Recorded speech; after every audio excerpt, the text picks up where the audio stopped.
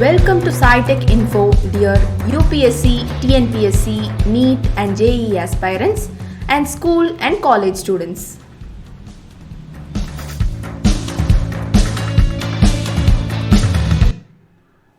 Hi, my dear civil services examination aspirants like UPSC and TNPSC candidates. இந்த history சம்பந்தமாக பல விஷயங்களை ஒரு வீடியோ சீரீஸாக எடுக்கலாம் அப்படின்னு சொல்லிட்டு இந்த முயற்சியை எடுத்திருக்கேன். இது ஐஏஎஸ், ஐபிஎஸ், ஐஎஃப்எஸ் மற்றும் டிஎன்பிஎஸ்சி ஆஸ்பைரன்ஸுக்காக எஸ்பெஷலி அது ஒரு நல்ல நோட்ஸாக அமையும் அப்படின்ற ஒரு காரணத்தில் எடுக்க ஆரம்பித்தாலும் எனக்கே அதில் மிகப்பெரிய ஒரு ஆர்வம் ஏற்பட்டு இதை ஒரு தொகுப்பாக நாம் வீடியோ தொகுப்பாக வெளியிடலாம் அப்படின்ற ஒரு எண்ணத்தோடு இந்த ஒரு வீடியோ ஃபஸ்ட் சீரீஸில் ஃபஸ்ட்டு பார்ட்டை ஆரம்பிச்சிருக்கோம். இதற்கு உங்களுடைய நல்லாதரவு என்றும் தேவை. இறைவனருளால் இதை நல்லபடியாக முடிப்போம் என்று வேண்டி வணங்கி கேட்டுக்கொள்கிறேன். இப்போ நாம் இந்த ஹிஸ்டரி அண்ட் ஹிஸ்டோரியோகிராஃபி அப்படிங்கிறத பற்றி பார்ப்போம். அதுக்கு முன்னாடி நாம் எப்போதுமே ஒரு திருக்குறளை சொல்லிட்டு தான் நம்ம ஆரம்பிப்போம். பிறவி பெருங்கடல் நீந்துவார் நீந்தார் இறைவனடி அடி சேராதார். இறைவன் திருவடிகளை சேர்ந்தவர்களே பிறவி பெருங்கடலை கடப்பார்கள். சேராதவர்களால் அது கடக்க இயலாது. எதற்குமே அவனுடைய அருள் தேவை. அவன் அருளால் அவன் தாள் பணிந்து என்று சொல்வது போல நாம் இந்த பயணத்தை, இந்த வரலாறு என்கின்ற பயணத்தை இறைவன் அனுக்கிரகத்துடன் ஆரம்பிப்போம். செங்கோன்மை, அதாவது ஹிஸ்டரி ஏன் படிக்கணும்? நான் ஒரு ஐஏஎஸ் ஆஃபீஸர் ஆகணும், ஐபிஎஸ் ஆஃபீஸர் ஆகணும், ஐஎஃப்எஸ் ஆஃபீஸர் ஆகணும் அப்படின்னு நினைக்கிறவங்க அத்தனை பேருக்கும் நம்மளுடைய இந்திய வரலாறு அப்படிங்கிறது அத்தியாவசியமானது. நீங்கள் எந்த சப்ஜெக்டை சார்ந்தவங்களாக இருந்தாலும் சரி, ஜென்ரல் ஸ்டடீஸ்ன்னு வரப்போ இந்த ஹிஸ்டரி ஆஃப் மாடர்ன் இந்தியா அப்படிங்கிறத மிஸ் பண்ணக்கூடாது. அப்படிங்கிறப்போ முதலாவது நம்மளுடைய ஆட்சி தர்மம் அப்படிங்கிறத பற்றி திருக்குறளில் திருவள்ளுவர் என்ன சொல்லியிருக்கான்றதை பார்ப்போம்.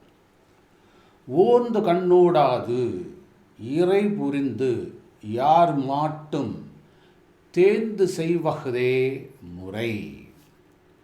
அதாவது ஒருவர் செய்த குற்றங்களை ஆராய்ந்து எப்பக்கமும் சாயாமல் நடுநிலையோடு ஆராய்ந்து குற்றத்திற்கு தக்க தண்டனையை அறிந்து செய்வதே நீதியாகும் அப்படிங்கிறத ரொம்ப தெளிவாக சொல்லியிருக்கார்.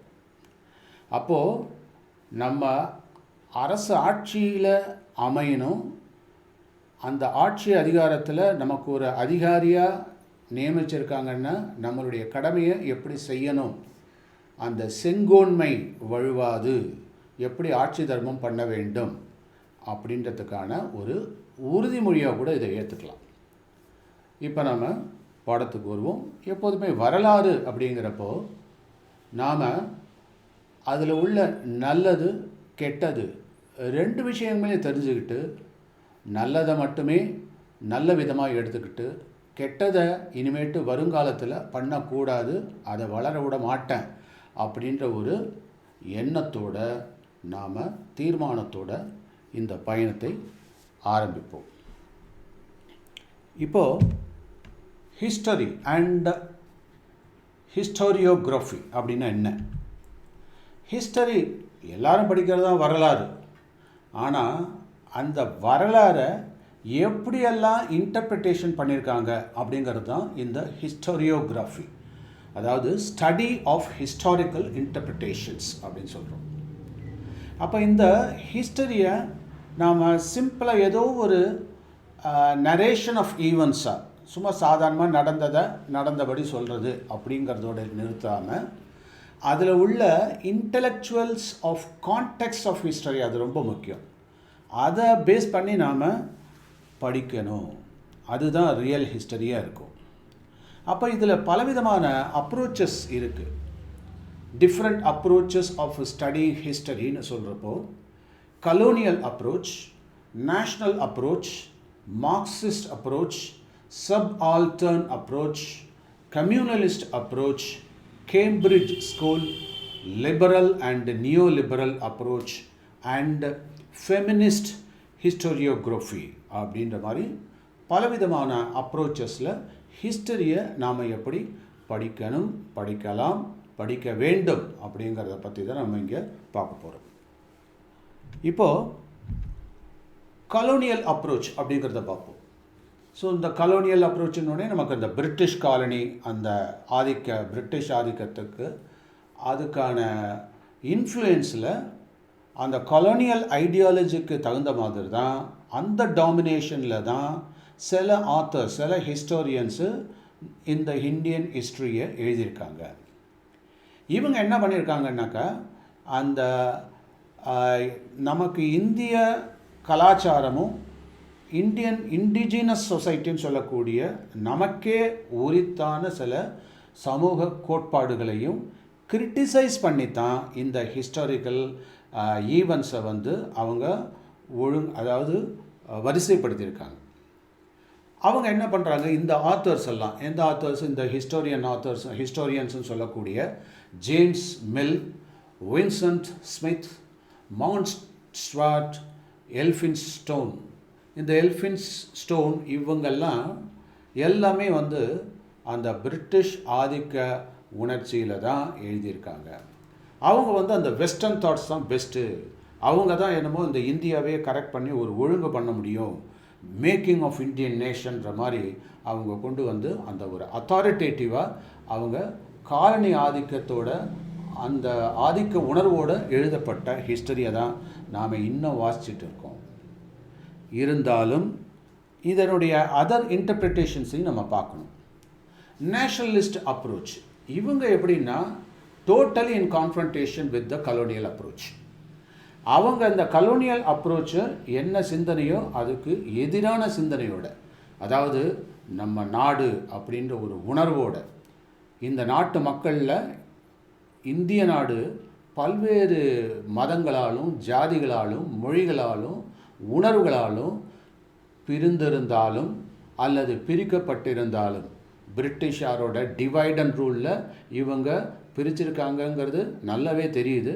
ஸோ அந்த உணர்வுகளை எல்லாம் தாண்டி யூனிஃபை பண்ணுறதுக்காக எல்லாரையும் சேர்த்து ஒரே இந்தியா அப்படின்ற ஒரு யூனிஃபிகேஷன் ப்ராசஸில் இந்த அப்ரோச்சை கொண்டு வந்திருக்காங்க. இதுதான் நேஷ்னலிஸ்ட் அப்ரோச்.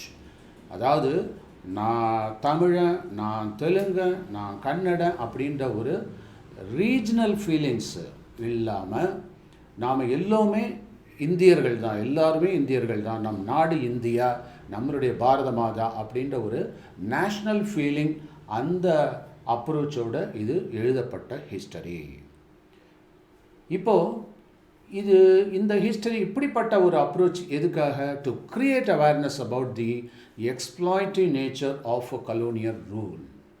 கலோனியல் ஆதிக்கத்தோட அந்த எக்ஸ்ப்ளாய்டேஷன் சொல்லுவோம் இல்லையா, ஸோ அதை பற்றிய ஒரு புரிதலை கொண்டு வரதுக்காகத்தான் இந்த அப்ரோச்சில் ஹிஸ்டரியில் எடுத்து வச்சுருக்காங்க. இதை ரெண்டு காலமாக பிரிக்கலாம். ஒன்று பிஃபோர் இண்டிபெண்டன்ஸ், அதுக்கப்புறம் ஆஃப்டர் இண்டிபெண்டன்ஸ். பிஃபோர் இண்டிபெண்டன்ஸில் it was focused on ancient and medieval பீரியட்ஸை பற்றி தான் அதில் பேசியிருக்கோம். ஆஃப்டர் இண்டிபெண்டன்ஸ் மாடர்ன் இந்தியா, அதனுடைய அப்ரோச்சில் என்ன அப்படிங்கிறத பேசுகிறோம். இப்போ நேஷனலிஸ்ட் அப்ரோச் அப்படின்னு கொண்டு வரப்போ அந்த லீடர்ஸு ஹிஸ்டோரியன்ஸ் யார் அப்படின்னு பார்த்தா Dadabhai Naoroji, N G Ranade, G V Joshi, R C Dutt, G K Gokhale, R G Pradhan, A C Majumdar, இவங்கெல்லாம் பெரிய பெரிய லீடர்ஸு. அவங்க இதை பற்றி நல்லாவே பேசியிருக்காங்க.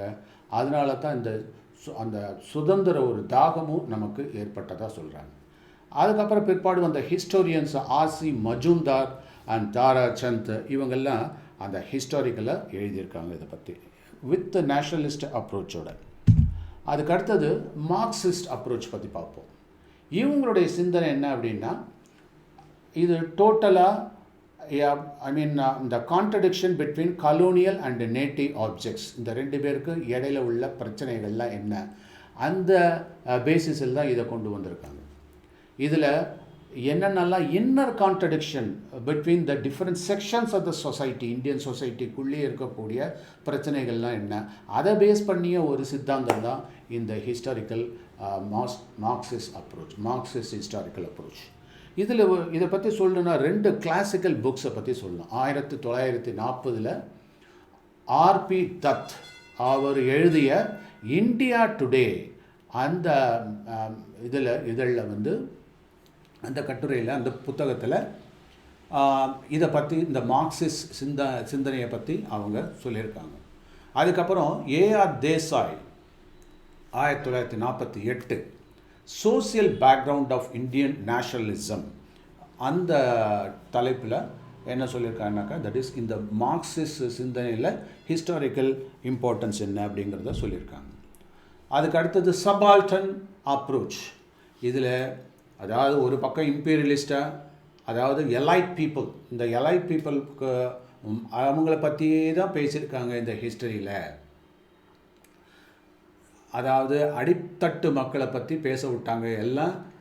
இதில் வந்து மிக முக்கியமாக அதாவது எலைட்டுன்னு சொல்லக்கூடிய மேதகு பீப்புள், அது இந்தியனாகவும் இருக்கலாம், இல்லாட்டினாக்கா ஃபாரின்லேருந்தும் இருக்கலாம், அவங்களுக்கும் அதாவது பிரபுக்கள் அப்படின்னு சொல்லிக்கலாம்.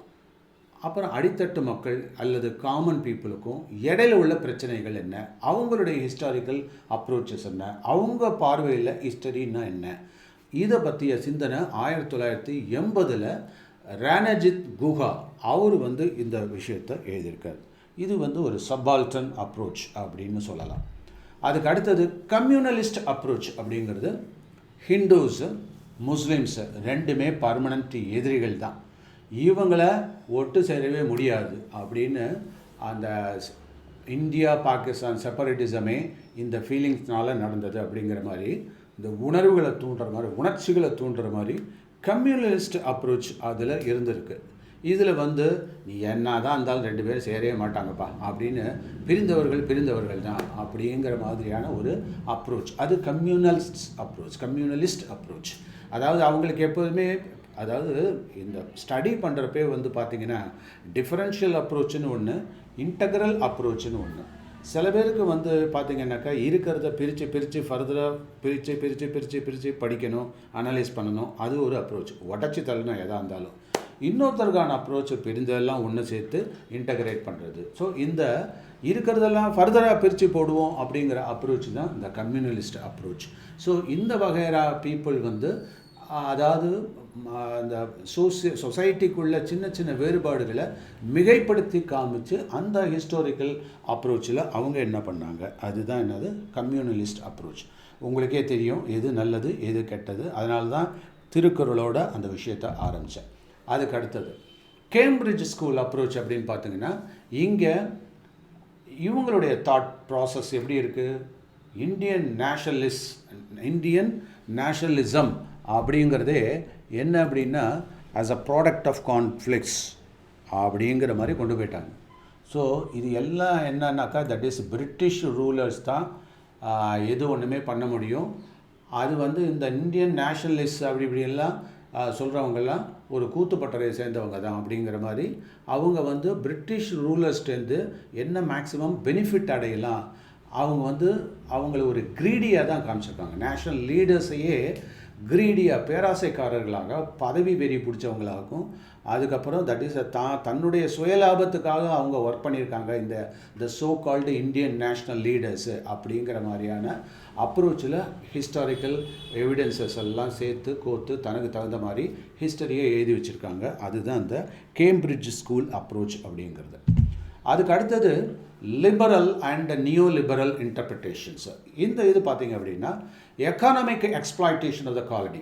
இதில் தான் என்ன பண்ணுறாங்கன்னா, அதாவது இந்த எக்கனாமிக் எக்ஸ்ப்ளாய்டேஷன் தட் இஸ் இதில் வந்து அவங்க எப்படியெல்லாம் துஷ்பிரயோகம் பண்ணியிருக்காங்க பிரிட்டிஷ் காலனி, பிரிட்டிஷ் ஆதிக்கத்தில். ஆனால் இவங்க பண்ணது இல்லாமல் தானும் கெடுத்து மற்றவங்களே கெடுத்து விட்டாங்க அப்படிங்கிற மாதிரியான ஒரு அப்ரோச். இது வந்து பிரிட்டிஷுக்கும் யூஸ் இல்லாமல் போச்சு. ஃபார் இன்ஸ்டன்ஸ் அவங்க வந்து இந்த ரயில்வே லைனில் பெருமையாக பிரமாதமாக இந்தியாவில் போய் போட்டதுக்கு நியூ இண்டஸ்ட்ரியல் டெவலப்மெண்ட் இல்லாமல் பண்ணிட்டாங்க பிரிட்டிஷில்.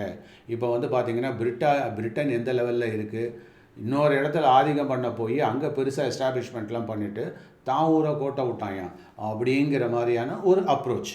இந்த ஹிஸ்டோரியன்ஸ் எல்லாம் யாருனாக்கா இந்த பேட்ரிக் ஓப்ரியான், ஹாப்கின்ஸ் அண்ட் கெயின், இவங்கெல்லாம் இந்த மாதிரியான அப்ரோச்சில் ஹிஸ்டாரிக்கல் அந்த எவிடன்சஸ்லாம் எடுக்கிறாங்க. அதுக்கப்புறம் ஃபெமினிஸ்ட் ஹிஸ்டோரியோகிராஃபி அப்படின்னு சொல்ல வந்தால் 1970களில் இங்கே எப்படின்னா based on the research and that analysis the colonial structure, பர்டிகுலராக இந்த லீகல் ஸ்ட்ரக்சர்ஸ் எல்லாம் எப்படியெல்லாம் விமனுக்கு அகெயின்ஸ்டாக கூட போயிருக்காங்க, என்னென்ன பிரச்சனை, சில இது விமன் சப்போர்ட்டிவாக, சில இது விமனுக்கு அகெயின்ஸ்டாக, விமன்ஸோட அந்த வீக்னஸ்ன்னு சொல்லக்கூடிய வல்னரபிலிட்டி இதெல்லாம் எப்படி எல்லாம் எக்ஸ்ப்ளாய்ட் பண்ணியிருக்காங்க. அதே மாதிரி டினையல் ஆஃப் ஓனர்ஷிப், இவங்களுக்கு வந்து சொத்து உரிமை கிடையாது, அப்படி இப்படியெல்லாம் பெண்களை வந்து ஒரு பாதிக்கிற அளவுக்கு எப்படியெல்லாம் ஹிஸ்டாரிக்கலாக இந்த வெஸ்டர்ன் கல்ச்சர்ஸும் அதுக்கு துணை போயிடுச்சு அப்படிங்கிறத பற்றி ரொம்ப காட்டாசாட்டமாக இவங்க இந்த ஹிஸ்டோரியன் குரூப்பு வந்துட்டு இருக்காங்க. இப்போ 1970 தான் இது மாதிரி ஆரம்பிச்சது. பட் இருந்தாலும் 2 இம்பார்ட்டன்ட் கலோனியல் ஒர்க்ஸை வந்து சொல்லணும் அந்த டயத்தில். அதாவது the high caste Hindu woman 1887 by Pandita Ramabai, அவங்க எழுதப்பட்ட அந்த புத்தகம். அதே மாதிரி Mother India 1927 by Katherine Mayo.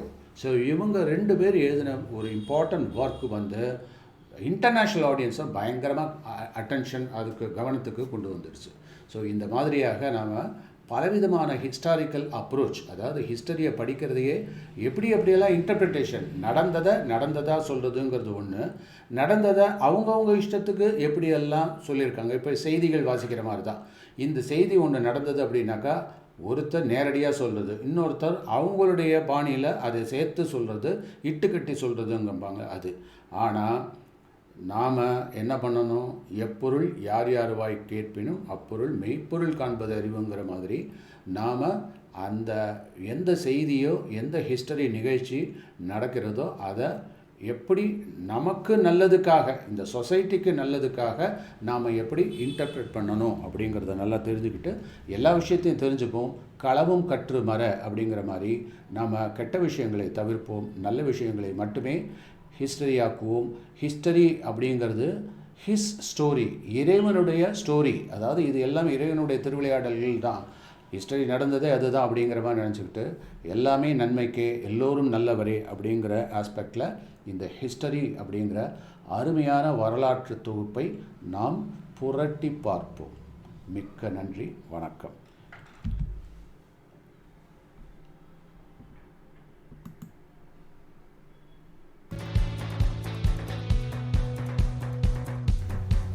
யாம் பெற்ற இன்பம் பெருக இவ்வையகம் என்பதற்கேற்ப please subscribe if you like our educational contents and share with your family and friends.